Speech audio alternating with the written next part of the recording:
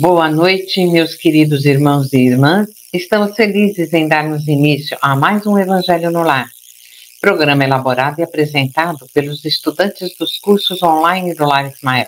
Sejam todos bem-vindos. Jesus possa envolver a cada um de vocês e seus lares em muita luz, saúde, paz e amor.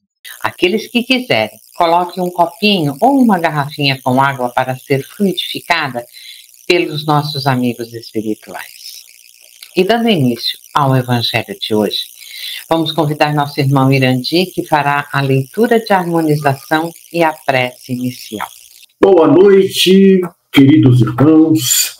Vamos então à leitura de harmonização, que é o extrato da revista semanal O Consolador, de Heroídes Gonçalves, em agosto de 2016. Precisa-se de verdadeiros profetas, que promovam o bem a todo instante, em todos os lugares, visando a cooperação sincera na construção de um mundo mais fraterno. Que façam do amor a religião verdadeira, que se façam irmãos uns dos outros, que o Deus dessa religião seja reconhecido em cada irmão a quem devemos servir. Sigamos os exemplos dos bons líderes políticos, religiosos e comunitários que pautaram e que se pautam na força do bom exemplo. Sigamos os exemplos dos pais dedicados à formação honesta dos filhos. Sigamos os exemplos dos escritores pautados na ética e na moral elevada. Sigamos os exemplos dos comerciantes e profissionais que se dedicam ao trabalho honesto e às ofertas sinceras. Tenhamos em mente os exemplos do Mestre Jesus, que é o tipo mais perfeito que Deus concedeu à humanidade para lhe servir de guia e modelo de perfeição espiritual, conforme a resposta à questão 625 do Livro dos Espíritos. Então, nesse momento, elevamos os nossos pensamentos a Jesus, nosso divino mestre amigo, aos mentores queridos responsáveis pelo esse nosso humilde evangelho, para que nós todos possamos sentir a sua presença em cada lar que está nos ouvindo. E lá, Jesus possa deixar este bálsamo maravilhoso que vai servir para tranquilizar os nossos espíritos. E sentindo essa harmonia, nós agradecemos. Nós damos por iniciado, então, o nosso Evangelho da Noite. Obrigada, Irandi. Já harmonizados e com a presença de Jesus em nossos lares, através desses amigos espirituais, iniciamos a leitura do Evangelho segundo o Espiritismo, do capítulo 21. Haverá falsos cristos e falsos profetas. O item 9, caracteres do verdadeiro profeta. Irandi, antes de você iniciar a leitura do Evangelho, eu quero dar a definição de profeta. A palavra profeta tem origem no grego profetes, que significa aquele que fala em nome de ou porta-voz. A definição mais tradicional e profunda de profeta é uma pessoa escolhida e comissionada por uma divindade para transmitir mensagens, orientações e advertências, sendo, em primeiro lugar, um porta-voz de uma verdade divina para o mundo e, em segundo lugar, um preditor de acontecimentos futuros relacionados a essa verdade. Muito bem, Silvia. O item 9 do Evangelho de hoje, ele diz: desconfiai dos falsos profetas. É útil em todos os tempos essa recomendação, mas, sobretudo, nos momentos de transição em que, como no atual, se elabora uma transformação da humanidade. Porque, então, uma multidão de ambiciosos e intrigantes se arvoram em reformadores e messias. Então, meus queridos irmãos, momentos de transição são períodos de passagem entre um estado, condição ou fase e outro, tanto no mundo externo quanto na vida interna de uma pessoa. Envolve uma reorganização psicológica para lidar com as novas circunstâncias e podem gerar emoções intensas, indefinições e desafios. Como na mudança de uma etapa da vida, mudança de residência, de estado, de país, mudança de emprego, na carreira, uma doença inesperada. Em suma, ela é uma adaptação a um novo ambiente físico e emocional. Isso é uma transição. Então, Mirandinho, podemos dizer que os falsos profetas se aproveitam das nossas incertezas quando estamos nesses estados e meio perdidos. Então, eles surgem oferecendo soluções simples para problemas complexos, prometendo prosperidade, cura ou sucesso de forma rápida e garantida, porque estamos fragilizados, não é mesmo? Os falsos profetas exploram as emoções de quem está em transição, ao invés de ajudar a pessoa a lidar com o processo de mudança de forma saudável e realista. Eles reforçam a dependência de sua orientação. Eles vendem soluções mágicas, como amuletos, rituais ou doações. Oferecem respostas fáceis e rápidas. Aproveitam um momento de desequilíbrio emocional e da falta de apoio, e tudo isso parece uma saída atraente em meio ao caos. Mas, na verdade, impede de enxergar a verdadeira adaptação a novas circunstâncias. Boa noite a todos. Bom, é bem assim, Silvia. Quando nós somos despreparados, nos deixamos levar por falsas promessas. Na hora do desespero, acreditamos em soluções fáceis, falsos milagres, e esquecemos do verdadeiro motivo de nossas tribulações, que é a evolução da nossa alma. E isso, um falso profeta não pode nos oferecer. Por isso, prece, atenção e sempre pedir a proteção divina. Nós temos que ter o discernimento para separar o bom do mal. É isso mesmo, Leonara. Então vamos nos precaver das facilidades, né, que nos são oferecidas. Antes, vamos analisar cada uma delas. E seguindo com a leitura de mais um trecho do Evangelho. É contra esses impostores que se deve estar em guarda. Todo homem honesto tem o dever de os desmascarar. Perguntarei, sem dúvida, como reconhecê-los. Então, Erandi, ao longo de toda a história, como nos descreve a Bíblia, surgiram muitos profetas que conduziram, orientaram e foram exemplos para os homens. E Deus assim permitiu. E fez mais, enviou-nos o único perfeito até agora, que é Jesus.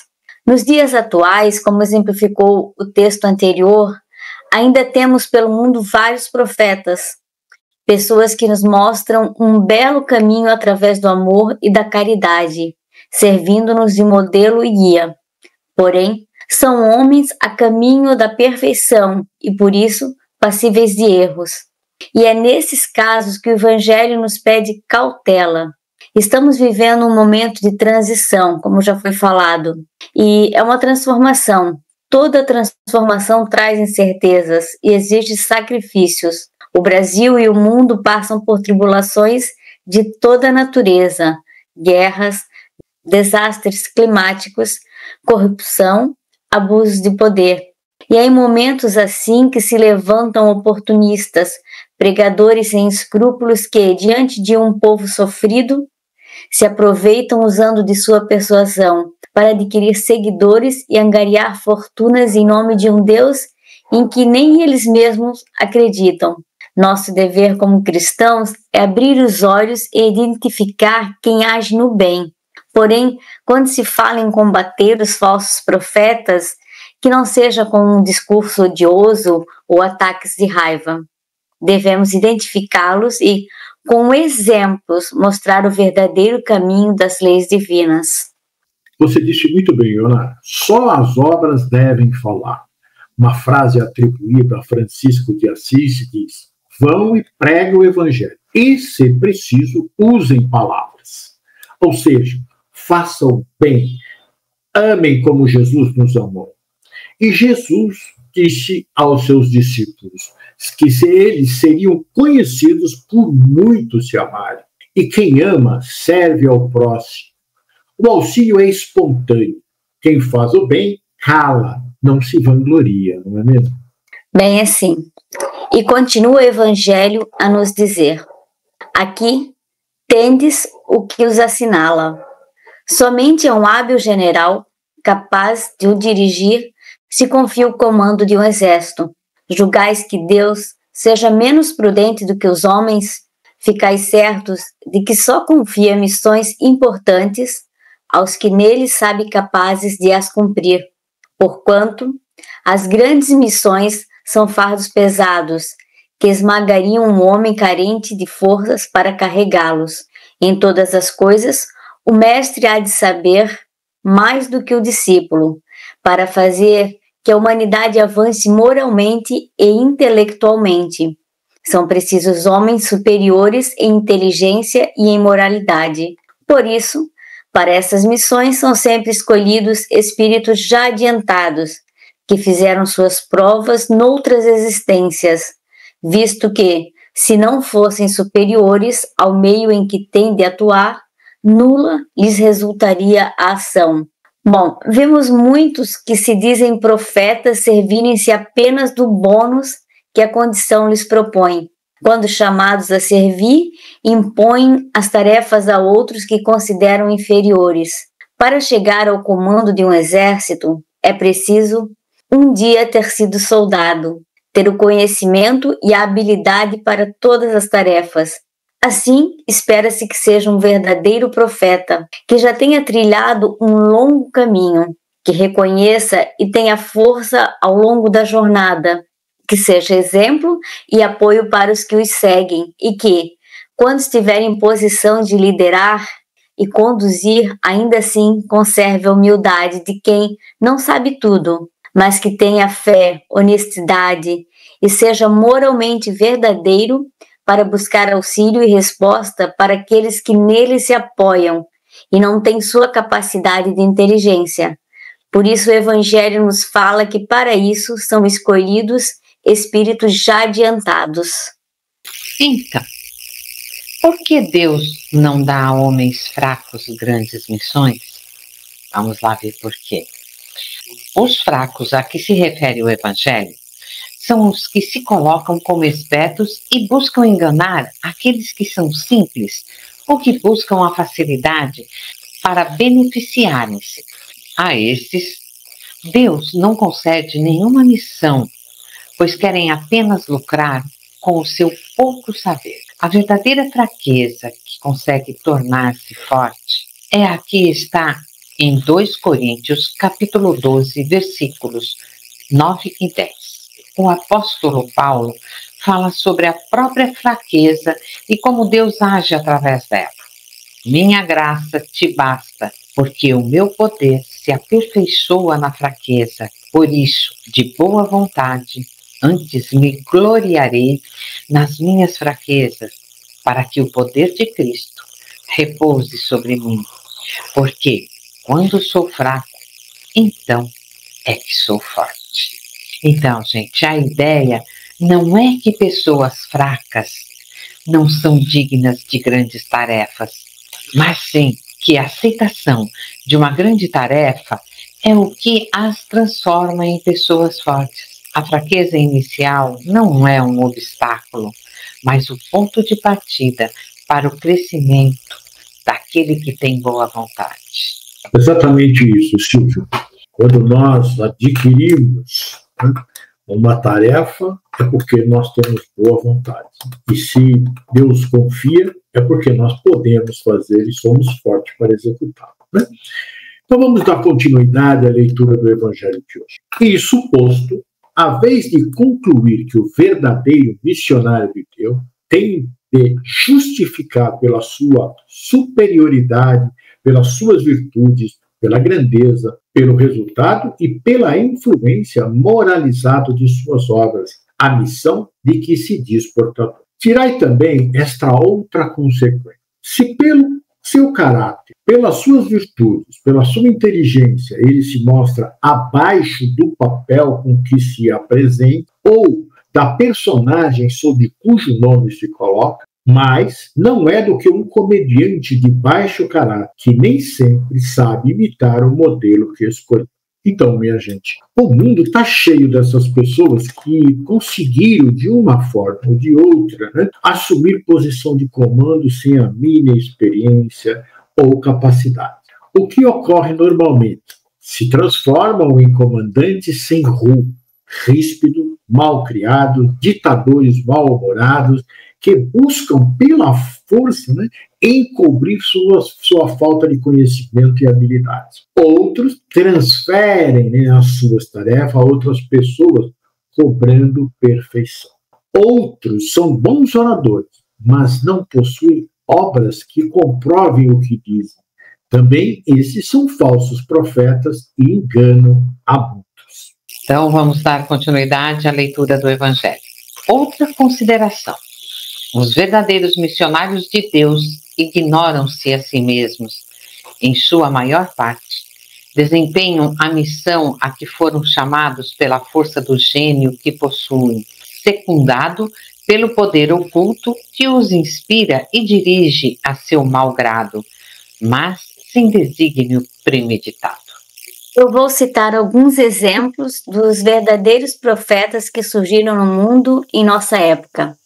Martin Luther King Jr., líder do movimento pelos direitos civis nos Estados Unidos, tinha uma visão de uma sociedade onde as pessoas não fossem julgadas pela cor da pele, mas pelo seu caráter.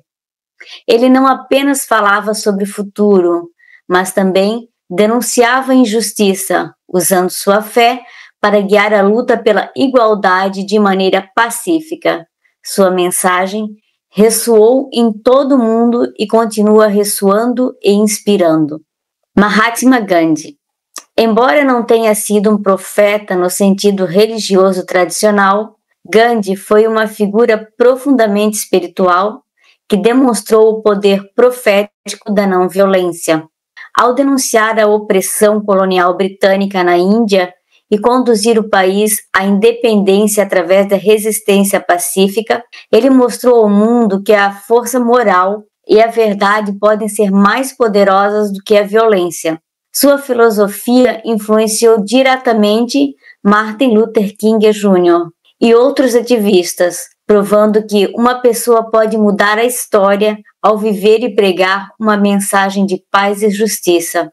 Papa Francisco é considerado por muitos como uma voz profética na Igreja Católica e no mundo. Ele desafiou a instituição a voltar-se para os pobres e marginalizados, a combater a crise climática com urgência e a dialogar com outras religiões. Clamava por uma mudança radical de mentalidade e ação na sociedade.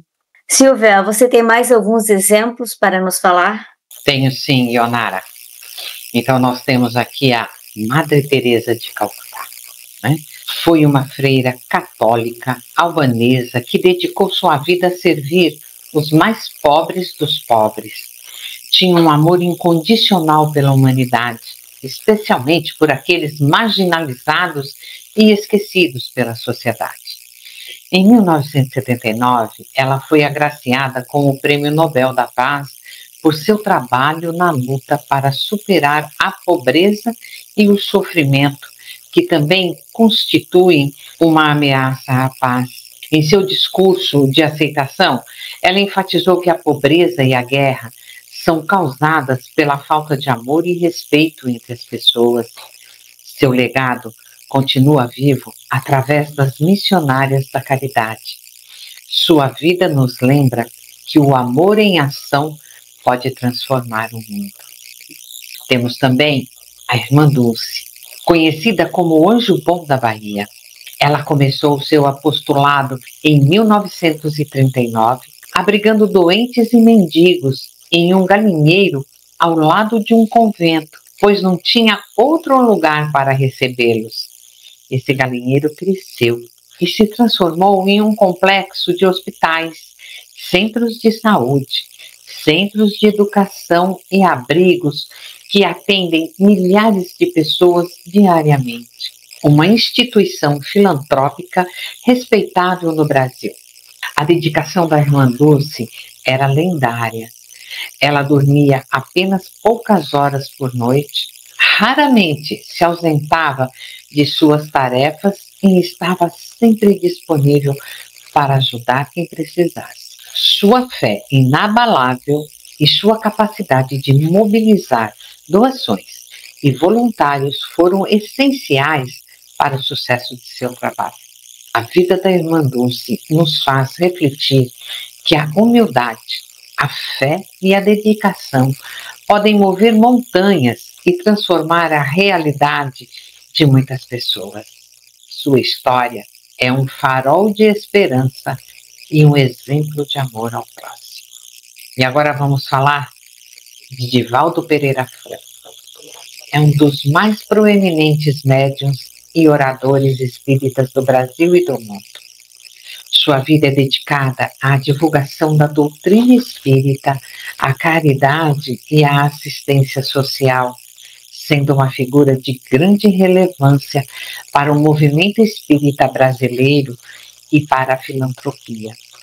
Em 1947, junto com seu amigo Nilson, Divaldo fundou o Centro Espírita Caminho da Redenção em Salvador. Foi a partir daí que nasceu a grande obra de sua vida, a Mansão do Caminho. A Mansão do Caminho começou de forma humilde, como um lar para as crianças e jovens carentes, e se expandiu ao longo dos anos para se tornar um complexo socioeducacional de grande porte. Hoje, a instituição atende milhares de crianças, adolescentes e jovens adultos em situação de vulnerabilidade, oferecendo educação, saúde, assistência social e formação profissional. Ele é um exemplo de dedicação incondicional à causa do bem, provando que a fé e a ação podem transformar vidas.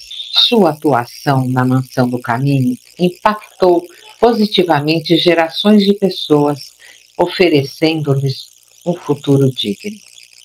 Sua vida e obra são um testemunho vivo do poder da caridade e da espiritualidade como forças de transformação social, inspirando milhões de pessoas a buscar o autoconhecimento e a prática do bem.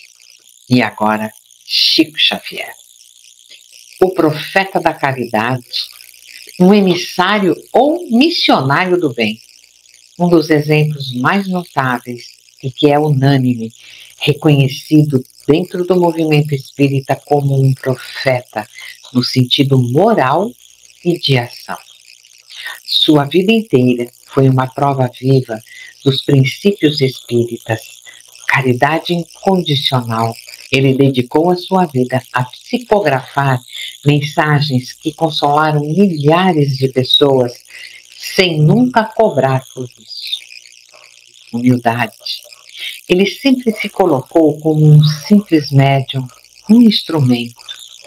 Nunca reivindicou para si qualquer mérito, atribuindo toda a obra aos espíritos que o guiaram. Viveu uma vida de extrema simplicidade e dedicação, doando todo o dinheiro dos direitos autorais de seus mais de 400 livros para a caridade. A figura de Chico Xavier, portanto, representa a essência do verdadeiro profeta dentro da visão espírita. Alguém que vive e não apenas fala a verdade de sua mensagem, demonstrando com seus frutos, que são as ações, que a inspiração que o guiava era de fato do bem. Pois é. Esses aí são os exemplos dos verdadeiros profetas, né, que nós tivemos e temos ainda no nosso mundo atual. Fora aqueles anônimos que vivem fazendo o bem, seguindo Jesus, né?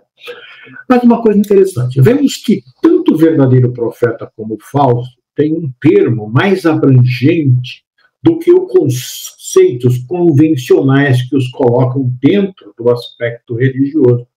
Todos nós que procuramos ensinar algo e direcionar nossas palavras e exemplos para o futuro, influenciando pessoas, somos profetas. Por isso, a responsabilidade é grande. Se alguém segue os direcionamentos que dissermos e não for correto o que indicamos, iremos responder perante a justiça divina essa atitude. Sejamos, então, prudentes em nosso falar, e já nos disse Jesus, né, conforme Mateus, lá no capítulo 6, versículo 37. Seja, porém, a vossa palavra sim, sim, não, não. O que excede a isso é do mal. Essas pessoas que a Ionara e a Silvia, né, nos trouxeram como exemplo, elas falavam e agiam de forma segura, demonstrando toda a fé em Jesus, executando com muito sacrifício suas obras. Os profetas atuais, como os antigos, sofreram muito para praticar a lei de amor e caridade, né, ao próximo. Os antigos, a maioria, foram mortos por defender a lei. Os atuais são desprezados pelos falsos profetas, que não aceitam o que eles fazem. Tenhamos coragem e sigamos os verdadeiros profetas. Nosso exemplo maior é Jesus Cristo. Não é fácil ser um bom profeta, exatamente porque são atacados por grande parte das pessoas, inclusive as da própria família. Mas com coragem e fé em Deus, seguindo as orientações de Jesus, conseguiremos ser bem mais felizes. Continua o Evangelho. Numa palavra, os verdadeiros profetas se revelam por seus atos, são adivinhados, ao passo que os falsos profetas se dão, eles próprios, como enviados de Deus. O primeiro é humilde e modesto, o segundo, orgulhoso e cheio de si, fala com altivez e, como todos os mentirosos, parece sempre temeroso de que não lhe deem crédito. Alguns desses impostores têm havido pretendendo passar por apóstolos do Cristo, outros pelo próprio Cristo, e para vergonha da humanidade, hão encontrado pessoas assaz, crédulas, que lhes creem nas torpezas. Entretanto, uma ponderação bem simples seria bastante abrir os olhos do mais cego, a de que, se o Cristo reencarnasse na Terra, viria com todo o seu poder e todas as suas virtudes, a menos se admitisse, o que fora absurdo, que houvesse degenerado. Ora, do mesmo modo que, se tirardes a Deus um só de seus atributos, já não tereis Deus. Se tirardes uma só de suas virtudes ao Cristo, já não mais o tereis. Possuem todas as suas virtudes os que se dão como sendo Cristo? Então, Ionara, é importante que a gente observe o que diz o texto do Evangelho. Todos nós temos a capacidade, né, de ver quem faz o bem desinteressado daquele que busca obter alguma vantagem, fazendo algo para uma pessoa ou para uma comunidade. Nos exemplos que a Silvia citou, e você também, eles queriam o bem da comunidade, o bem de todos, né, das pessoas, das instituições. Não buscavam projeção pessoal. Falavam abertamente, sem receio, daquilo que estavam fazendo e por quê. Diferentemente daqueles que chegam como lobos, disfarçados de ovelha. Chegam cismados, devagar, como que estudando o ambiente. E vão colocando suas ideias sem explicações claras. E no final sempre pedem algo. E dizem não ser para eles. Fazem até questão de mostrar isso. Mas, se formos observarmos como agem fora desses ambientes, veremos que suas ações não são de um cristão ou pessoa do bem. Por isso, nos diz o texto, se tirarmos um atributo de Deus ou uma virtude de Jesus, já não serão Deus ou Jesus. Continuando com a leitura do Evangelho. Essa é a questão. Observai-os, perscrutai-lhes as ideias e os atos, e reconhecereis que, acima de tudo, lhes faltam as qualidades distintas do Cristo, a humildade e a caridade, sobejando-lhes as que o Cristo não tinha, a cupidez e o orgulho. Notai, ao demais, que neste momento há, em vários países, muitos pretensos Cristos, como há pretensos Elias, muitos São João ou São Pedro, e que não é absolutamente possível sejam verdadeiros todos. Tende como certo que são apenas criaturas que exploram a credulidade dos outros e acham cômodo viver às custas dos que lhes prestam ouvidos. Meus amigos, temos visto isso acontecer diariamente, infelizmente em todo o mundo, não só no ambiente religioso, mas na política, na educação, dentro dos lares, em todos os campos. Vamos seguir somente aqueles que dizem e fazem como Jesus falou e fez. Isso é importante, né? Então vamos então para a leitura do último parágrafo do Evangelho de hoje, que é os caracteres do verdadeiro profeta. Desconfiai, pois, dos falsos profetas. Máxima, numa época de renovação, qual a presente? Porque muitos impostores se dirão enviados de Deus. Eles procuram satisfazer na terra a sua vaidade, mas uma terrível justiça os espera. Podeis estar certos. Erasto, Paris, 1862.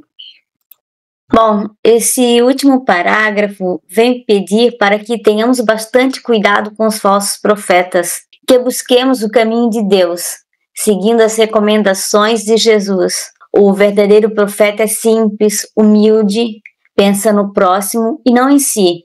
Está pronto para ajudar em todos os momentos. Não mede esforços, não tem horário, distância, segue sempre confiante em Deus. Sua fé não esmorece, vive em comunhão com Deus e com os bons espíritos. Não se queixa, só agradece a Deus a oportunidade de auxiliar e abençoa aqueles que lhe fazem mal, pelos que lhes perseguem e caluniam. Perdoa a todos. Sejamos um verdadeiro profeta. É com você, Silvia.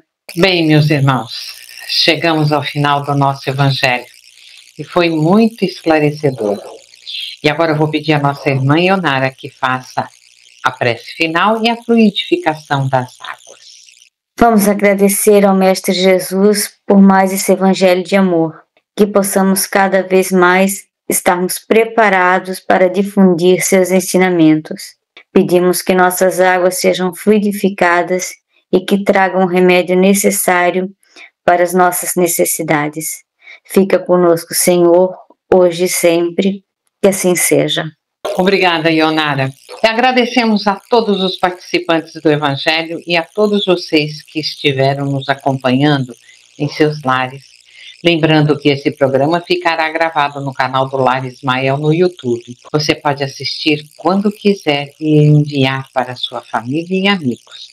Afinal, divulgar a doutrina de Jesus é um ato de amor. Jesus os abençoe. Até a próxima segunda-feira, às 18 horas.